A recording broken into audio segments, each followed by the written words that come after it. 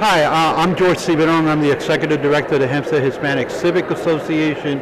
I'm here with many of the people in the community to begin to talk about how it is that our collective communities come together.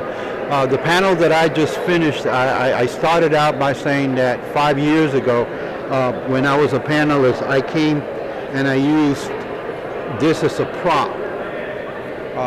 And at that time, we were just talking about Hispanics. Now, I said that I would have changed Hispanic to a person of color, because that's what this conference is all about, is our capacity to come together as communities and work together for our collective needs and wants. I also said that basically the way that I analyze this whole thing is that if you could imagine two trains going on parallel tracks, on one train you have the needs and wants of the African American community, which is what? Better housing, better jobs, better education, equality of life. On the parallel trains you have the wants and needs of the Hispanic community, which are what? Exactly the same. And what we should do is those two trains should come to one station, and the needs of both communities should be on one train, and then we're talking about strength. Instead, one of the trains gets misguided, and then what we could potentially have is a train wreck. And there are some folks who are looking for that to happen. Limited resources, and they pit one against the other for those resources. And I believe that we have the capacity to understand that and to work collectively as a community. I'm Legislator Rick Montano. I represent the 9th Legislative District. That includes Brentwood, Central Islip, part of Bayshore. Been in the legislature now for 10 years.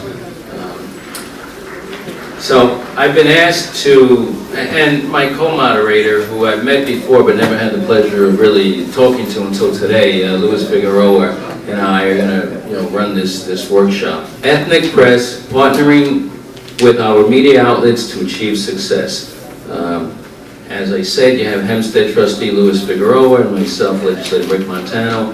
Our panelists today, I'm going to take my panelists on the left. Kimberly Grant, who is also a constituent and a friend, and we've worked together for many years. About 14 or 15 years. Was sent here from Brooklyn, moved here to raise a family 17 years ago. My journey began within the church, considered as a faith-based community minister. I began to have a passion for the community when relocating from Brooklyn to Long Island and meeting a lot of people in the Central Islip community. We've had offices here in Central Islip for a couple of years, and basically the mission for the organization was transforming lives, building dreams, and changing communities. And we just thank God for the open door that has been provided to us through the International Dream Christian Association, which is a faith-based economic development corporation. And our sole purpose was providing financial literacy, education, economic empowerment, and small minority business development. We realized that as a ministry and organization that it takes media to spread, to get your message out there. There are so many different outlets today in social media. Saturday morning, and it's tough. I myself am missing my son's soccer game right now, but I'm there in spirit. And I'm glad I'm here. I'm glad I'm here to be able to perhaps just shed some light and some information to you guys on how to become partners and become successful together, of course.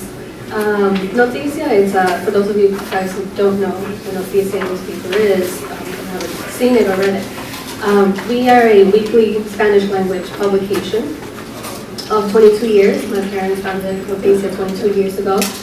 And as of 2009, my sister and I have become the new owners and publishers of such publication.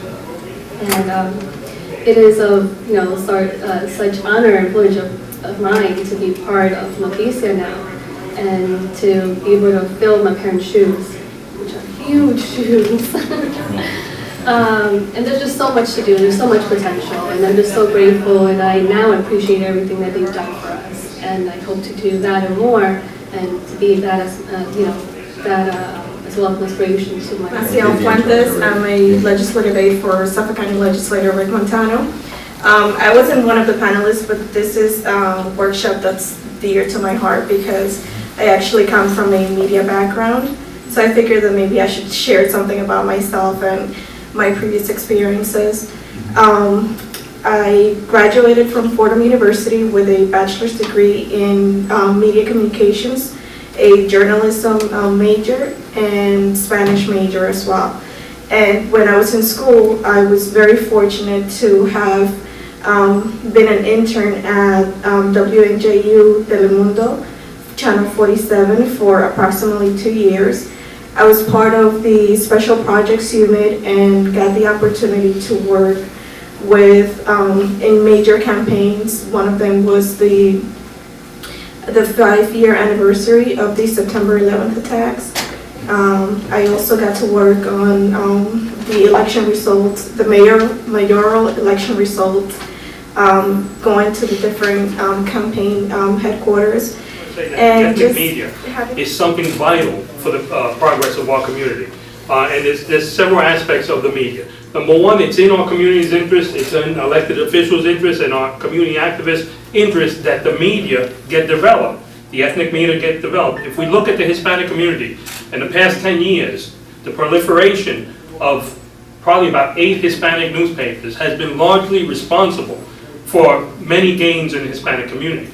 Winning the battle against Steve Levy, turning the sentiment, the anti-immigrant sentiment around, mobilizing our communities, 12 Latino elected officials, because prior to that, there was no way to communicate with the Hispanic community other than churches. And many churches did not want to allow civic issues in. You know, they just wanted to maintain a faith-based message.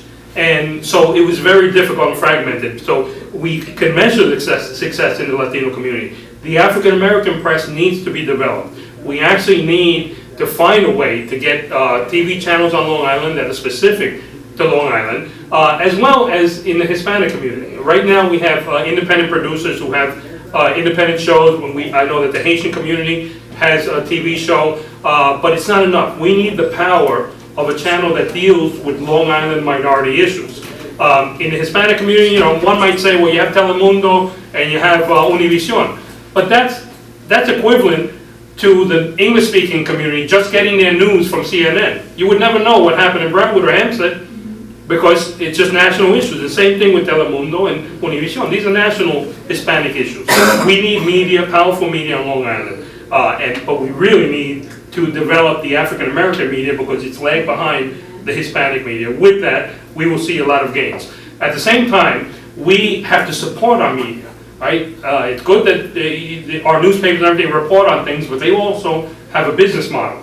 So we have to make sure that government, procurement, invests in ethnic media.